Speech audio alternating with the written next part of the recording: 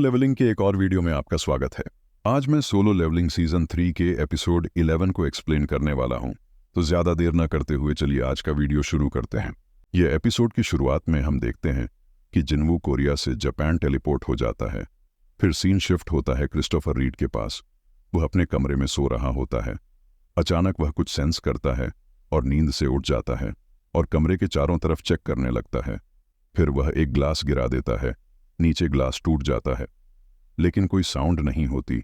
यह देखकर वह समझ जाता है कि कुछ तो गड़बड़ है। फिर वह कहता है, कौन कर रहा है ये सब? फिर एक आदमी बाहर निकल कर आता है और रीड के पीछे दो और लोग खड़े होते हैं। रीड पूछता है, कौन हो तुम? वो आदमी कहता है, अगर तुम ऐसे ही ह्यूमनों के प्रति सहानुभूति रखते रहोगे तो तुम कुछ भी नहीं बचा पाओगे। Fragment of brilliant light. लेकिन ये सारी बातें वह आदमी मॉन्स्टर लैंग्वेज में कहता है। ये सब सुनकर रीड कहता है, तुम किस बारे में बात कर रहे हो? वह आदमी कहता है, मैं तुमसे बात नहीं कर रहा, मैं ऊपर वाले किसी से बात कर रहा हूं जो तुमसे कनेक्टेड है। ये सुनकर रीड गुस्से में आ जाता है और अपने बैटल मोड में चला जाता है और कहता है, तुम लोगों में से कम एक तो मेरे हाथों मरेगा। फिर रीड उन पर हमला कर देता है और उस कमरे में एक बड़ा ब्लास्ट होता है। फिर सीन शिफ्ट होता है जिनवू के पास। वह एक कार में बैठा होता है, कहीं जा रहा होता है और बहुत सारे लोग खड़े होकर उसे देख रहे होते हैं और वहां जिनवू के पास एडम बैठा होता है। जिनवू उससे कहता है, चुक्ति की बातचीत क्या बंद नहीं हुई? एडम कहता है, मुझे पता है ये बुरा लगता है बिना किसी कॉन्ट्रैक्ट के आपसे मिलना, लेकिन मैं आपको कुछ बताना चाहता हूं। फिर एडम जिनवू को रीड की घटना दिखाता है और एडम उसे कहता है, रीड मारा गया है। फिर जिनवू को इल्हान एक फोटो दिखाता है और कहता है, हम इस आदमी पर सस्पेक्ट कर रहे हैं। ये देखकर जिनवू गुस्से में आकर एडम को अपनी टेलीकिनेसिस पावर से डांटने लगता है। एडम कहता है, फोटो का ये आदमी डंजन से बाहर आया था, हो सकता है ये वही आदमी ना हो जैसा हम सोच रहे हैं। जिनवू कहता है, डंजन? एडम कहता है, आपको याद है हमारा ब्यूरो कुछ महीने पहले एक्सप्लोड हुआ था। ये वही इंसिडेंट है जिसने पूरी दुनिया में हलचल मचा दी थी। जिनवू कहता है, क्या तुम्हें लगता है ये मेरे पिता की वजह से हुआ है? और फिर वह एडम को छोड़ देता है। एडम कहता है, उसने हमारे हंटर्स को मार दिया और भाग गया। हमने उसे ढूंढने की कोशिश की लेकिन वह कहीं नहीं मिला। मुझे समझ आ रहा है कि आप कैसा महसूस कर रहे हैं, लेकिन उसे सस्पेक्ट बनाने के लिए हमारे पास सारे सबूत हैं। जिनवू कहता है, तो फिर तुम मुझे ये पिक्चर क्यों दिखा रहे हो? एडम कहता है, द इंटरनेशनल गिल्ड कॉन्फ्रेंस, पूरी दुनिया की टॉप लेवल गिल्ड्स को यहाँ इन्वाइट किया गया है और ये अमेरिका ऑर्गेनाइज कर रहा है। एडम कहता है, इसका मतलब इन्वेस्टिगेशन अब छुपाई नहीं जाएगी। अमेरिका ने उनके एक नेशनल लेवल हंटर को खो दिया है। वो सब कुछ करेंगे उसे पकड़ने के लिए। हम आपके साथ अच्छा संबंध बनाए रखना चाहते हैं, इसलिए हमने आपको पब्लिकली अनाउंस करने से पहले बता दिया। फिर सीन शिफ्ट होता है और हमें इंटरनेशनल गिल्ड कॉन्फ्रेंस के बारे में बताया जाता है। इस इवेंट को हंटर्स के भविष्य को लेकर बातचीत के लिए आयोजित किया जाता है और वहां कोरिया से अजिन गिल्ड जाएगा। फिर सीन शिफ्ट होता है कोरिया में और हम देखते हैं वहां एक न्यूज कॉन्फ्रेंस चल रही है। रिपोर्टर चोयजोंग इनसे पूछता है, हर बार तो आपकी गिल्ड वहां जाती है, इस बार नहीं जा रही, इस पर आप क्या कहेंगे? चोई कहता है, ये थोड़ा दुखद है लेकिन मुझे खुशी भी हो रही है कि अब कोई और हंटर मेरी जगह ले सकता है। फिर सीन शिफ्ट होता है चेयरमैन के ऑफिस में। वहां चीफ वू चेयरमैन से कहता है, चाइना ने जिनवू की इंफॉर्मेशन के लिए रिक्वेस्ट किया है। चेयरमैन कहता है, पर्सनल इंफॉर्मेशन? वू कहता है, नहीं। चेयरमैन पूछता है, तो फिर क्या? वू कहता है, पब्लिक इंफॉर्मेशन और उसकी रेड की वीडियो। चेयरमैन कहता है, वो अचानक जिनवू में इंटरेस्ट क्यों दिखा रहे हैं? वू कहता है, ये चाइनीज गवर्नमेंट नहीं चाह रही, ये चाइना के 7 स्टार हंटर ल्यू जिगांग चाह रहे हैं।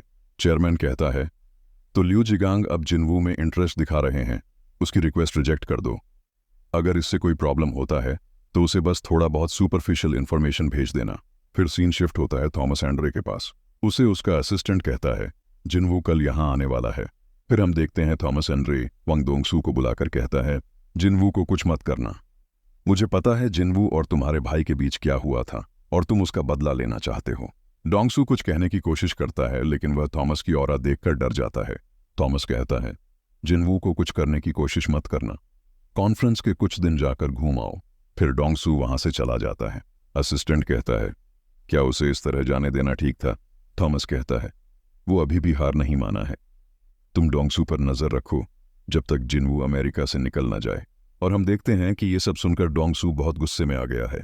फिर सीन शिफ्ट होता है इंटरनेशनल गिल्ड कॉन्फ्रेंस में। वहां पर बहुत सारे लोग आए हैं जिनवू के साथ आया है जिनहू और चीफ वू।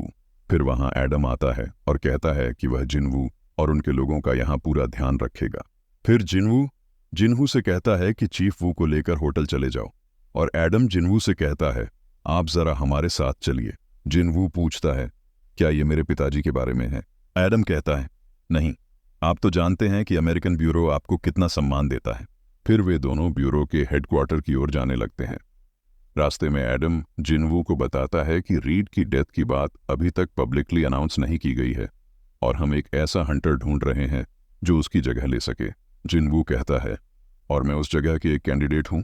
फिर एडम जिनवू को कमिश की रून स्टोन के बारे में बताने लगता है और उसकी फोटो दिखाने लगता है। वह और कहता है हम अब उस स्टोन के एक नए ओनर को ढूंढ रहे हैं, आप इस प्रपोजल के बारे में क्या सोचते हैं? जिनवू उन फोटो में कमिश की कॉर्प्स देखता है और एडम से पूछता है क्या अमेरिका के पास यह कॉर्प्स है? एडम कहता है हाँ। जिनवू कहता है तो पहले वहीं ले चलो, मैं ब्यूरो को अपना समय दूंगा बिना किसी शिकायत के। एडम कहता है मुझे एग्जैक्ट लोकेशन नहीं पता, लेकिन अगर आप देखना चाहें तो परमिशन मिलने में कोई दिक्कत नहीं होगी, कृपया इंतजार करें, मैं रिक्वेस्ट भेज रहा हूं। फिर हम देखते हैं कि एडम प्रेसिडेंट के सामने खड़ा है। प्रेसिडेंट पूछता है तो अब वह यहाँ है, क्या उसने रून स्टोन के बारे में कुछ कहा? एडम कहता है नहीं सर। प्रेसिडेंट कहता है तो वह सिर्फ कॉर्प्स देखना चाहता है, मैं इस बारे में डेप्यूटी डायरेक्टर से बात करना चाहता हूं। फिर एडम वहां से चला जाता है और प्रेसिडेंट और डायरेक्टर इस विषय में चर्चा करने लगते हैं। बात करते करते प्रेसिडेंट समझ जाता है कि जिनवू कमिश को अपने शैडो में बदलना चाहता है। प्रेसिडेंट बहुत सोचने के बाद कहता है मैं जिनवू को वहां ले जाऊंगा। फिर वह जिनवू को कॉर्प्स के पास ले जाता है।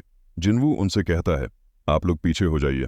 फिर जिनवू कमिश की कॉर्प्स की ओर बढ़ता है। कॉर्प्स के पास जाकर जिनवू अराइज कहता है, लेकिन एक्सट्रैक्शन फेल हो जाता है और एक नोटिफिकेशन आता है कि अब केवल 2 बार और अराइज यूज किया जा सकता है।